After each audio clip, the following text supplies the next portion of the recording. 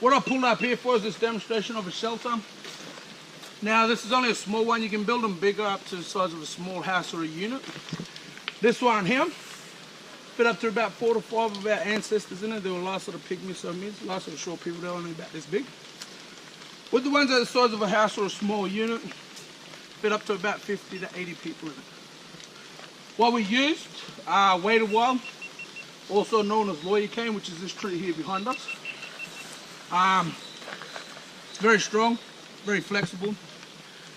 Also we used the Alexander palm for the roofing on top here. We also use the paper bark for roofing as well, for when it's raining like today. Cover it up, won't get wet inside. Yeah? Also we use the paper bark for our mattress, pillow, blanket. I also have a campfire at the front. Reason for, keep all the bigger animals away. They're afraid of light. Also, keep your weapons close by, like this guy here. Spear made out of the river bamboo, with a piece of black palm on the end, which is our strongest wood in this rainforest. These ones here, these are cassowary plums. These are the most poisonous fruits in the rainforest. One bite from this here and you swallow it, you got 30 seconds to a minute to live. Now the funny thing about these ones is there's another one that looks exactly like it. It's called a cassowary apple. Now, and you can eat the cassowary apple. The difference is, with this one here, you push down on it, milky white sap will come out. With the apple, it'll come out nice and clear. But just be wary like me and don't eat it at all. Okay?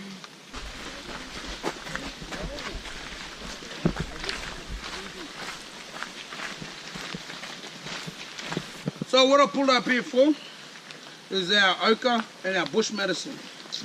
Our ochre is our paint. We use sandstones like this guy here, found down beside Sandy Creek. Just add a bit of water, get yourself some paint. Yeah. Also, we use clay, further down towards the coast. Also charcoal. Now I don't use charcoal, reason why. It's a symbol of death. I don't like talking about death, yeah? But what we use it for, we use it for our dancing, weddings, wars, funerals, traveling outside of our borderline, skincare, telling stories on rock shield spears. Yeah? So, what I'm going to do is I'm going to show you what I would do if I was walking outside of our tribal area going down to Cairns. So our tribal area only goes as far as Port Douglas, but all the way up to Cooktown, yeah?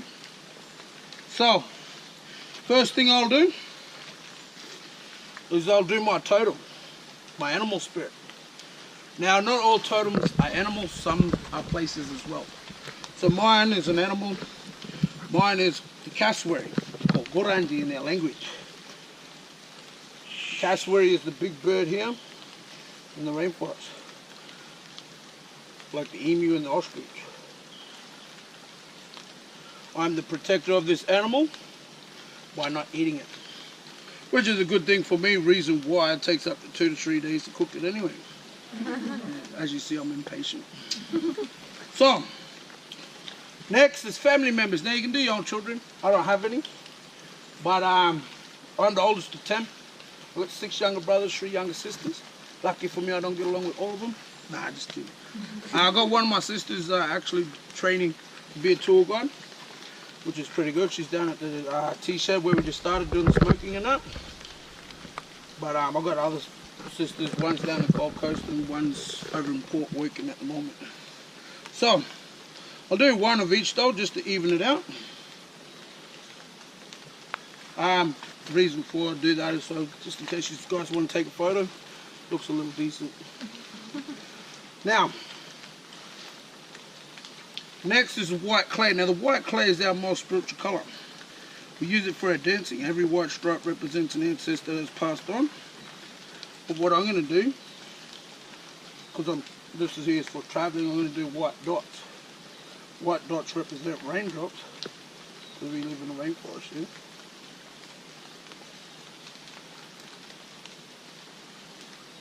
Just like that. So when people see this, they'll see that I'm from the family Cassowary tribe, yeah?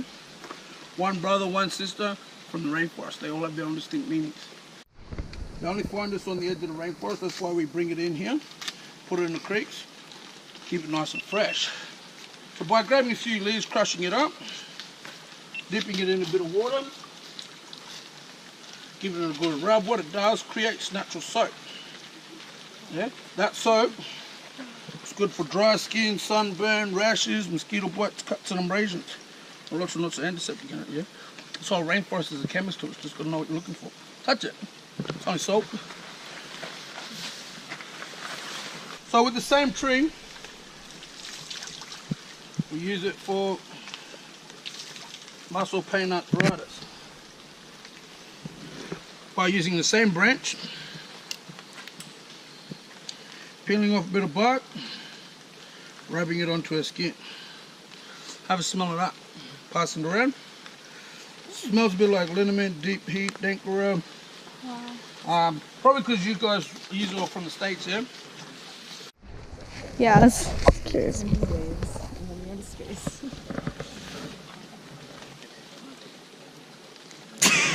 Yes. Guys here, beside trees that supply nuts that fit inside them grooves. Them grooves got there from our ancestors, cracking nuts in the same spot over and over and over again, yeah? They are averaged around about 40,000 years old. That gives you a rough idea how long we've been living, surviving in this rainforest. So these ones, sitting beside this tree here, this one's called Baraga. Baraga means the dainty nut, which is the only nut in the rainforest you can eat straight out of the shell. Every other one is poisonous. Saying that, we learned from our own good shepherd. If you have a look on your sticker there, in the right hand corner, his name is Gubri. To us, he created this rainforest and he passed all the knowledge down to our ancestors, in which they passed it down by generation to generation until today. So, we didn't go through that trial and error where someone tried it, died, and then ended up figuring out a way how to eat it. We learned from him, passed it down by generation to generation, yeah?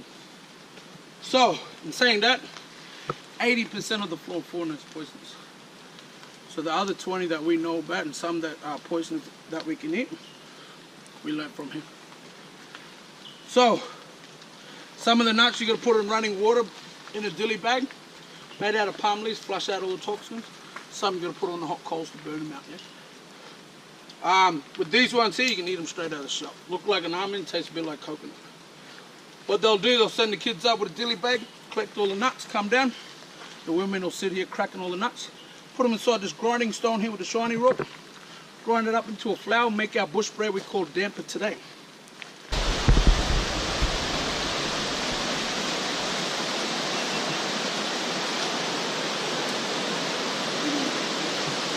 Oh yeah, we're jungle perch, eels, eel-tail catfish,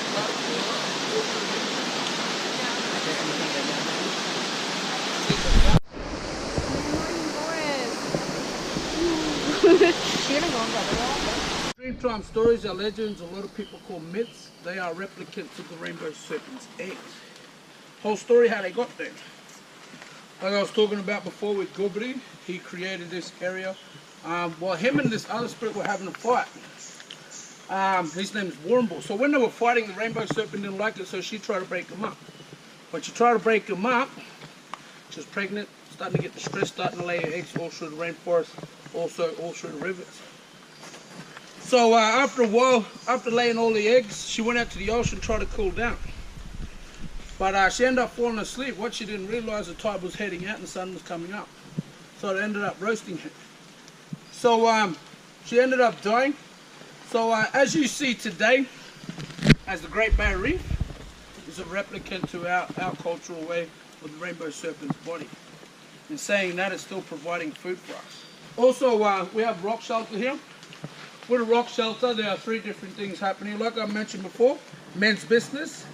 Can't talk about men's business. Reason for there are women here, and I'm not telling you to go anywhere because it's not part of my job. With the men's stuff, can't talk about it. With the women's stuff, can't talk about it. Not because there are men here, it's because I know nothing. Okay. The other one is walkabout. Now with walkabout, a lot of people hear walkabout about black fellas just going out learning how to live on country, or not learn how to live on country, just living on country. But it's actually our education. Education about learning how to survive on country. So we'll go out with our grandparents. Grandparents will teach us everything. Now this is back in the days. They would have went at a young age of 3 to 4 years old. Stay out there for 3 to 4 weeks by themselves, unsupervised. So they would have went out with their grandparents. Grandparents teach them everything: food, water, hunting, bushments, where they can and can't go. Through men's areas, women's areas. Also our boundary line. So after learning all of that, they'll come into a rock shelter like this here. Stay here for 3 to 4 weeks by themselves, unsupervised. Yeah? At a young age, 6 to 8. Now it sounds a bit rough for the 6 to 8 year olds, but back then, if they didn't survive for that 3 to 4 weeks, they're not going to survive at all. Your 6 to 8 year old back then is basically your teenagers today. Now red cedar back in the days were used for houses, bridges, jetties, furniture. Yeah, it's immune to salt water, fresh water. It's a cat bird.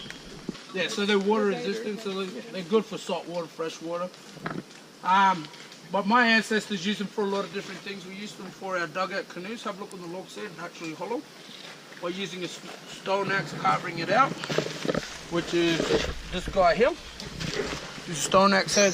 This edge here on this rock here is about 12,000 years old. Okay. So have a feel, pass them around. Also, while using that, we use it for the butter shred here. We'll cut the butter shred up for our fighting swords, like this guy here. This one's just made out of mango. This is recycled timber.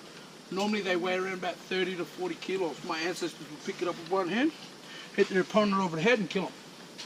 Also building our shields, used for fighting by pouring sap on there, dipping it in sand just in case someone wants to fight you. Hit them with a shield, finish them off with a fighting club, fighting sword like this guy here. Hunting, gathering, go out, put fruits, nuts, animal meat on it as a carry bag, bring it back to your camp. Also for trade and barter, by trading it outside of our borderlines, they'll turn it into the returning boomerang. You have a look around here with the returning boomerang, it's quite useless, won't come back. That's basically a stick. So basically what we use it for is to make a beat when we dance. Called watermark, or the heart rate, nice and slow. When the adrenaline picks up, it's a little faster. That's when we dance. But I don't dance at work. Reason why? I don't get paid for it. Like I said, I get paid to walk, talk, and answer questions. Now another thing we use this guy for is a distress call. Let's say in general you walk out in the rainforest, get lost or break a leg. Lucky today you haven't. But grab a nice little rock, come up to the butter shred, give it a nice little tap. Yeah? That goes up to about 2 to 3 kilometers. Bigger the butter shred, deeper the sound. Yeah? Now there's no unique beat to it. It's just keep hitting it until someone comes find you. It was grown here. Imported.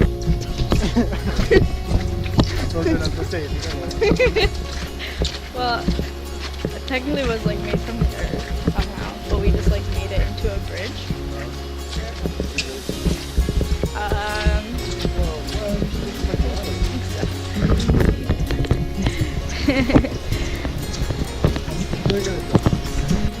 I think it's getting it though. Oh? Oh, get on the rock or something. Okay. Alright.